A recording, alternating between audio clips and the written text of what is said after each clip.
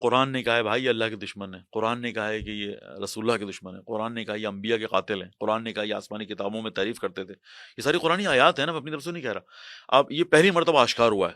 اب وہ نقاب جتنے بھی اوڑھ لے، آیا کسی جگہ کسی یورپ کے اندر اسرائیل کی ٹی شرٹ پہن کے گھوم سکتا ہے؟ وہ ہے جرت تو گھومے اسرائیلی ٹی شرٹ پہن کے کسی یورپ ملک میں، کسی عرب دنیا کے اندر گھوم کے دکھائے. وہ نہیں گھوم سکتا. پاکستان میں گھوم کے دکھائے وہ اسرائیلی ٹی شرٹ پہن کے نہیں گھوم سکتا.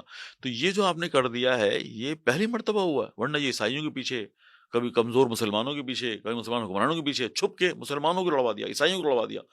تو یہ والا طریقہ کار رہا ہے.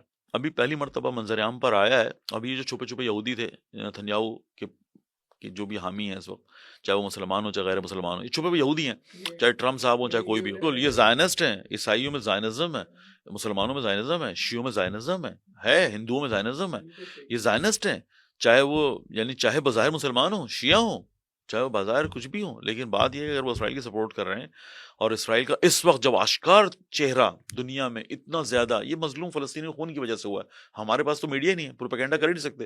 اب اگر یہ بھی کوئی نہ سمجھے تو وہ ایک زائنسٹ ہے، اس کو یہودیوں کے ساتھ مشہور کیا جائے گا. لیکن آپ ہر آدمی جو سن رہا ہے، ہر آدمی جو دیکھ رہا ہے، وہ اگر یہودیوں سے نفرت اور مسلمان اور جو خون بہائے اس کی مظلومیت کا اعتراف کرتا رہے، وہ چاہے جنگ میں شامل ہو یا نہ ہو، انشاءاللہ وہ محشور مظلوموں کے ساتھ ہی ہوگا، کہ جو انشاءاللہ بنیادی اس پیدائش کا، آپ کے وجود میں آنے کا بنیادی ہدف ہے.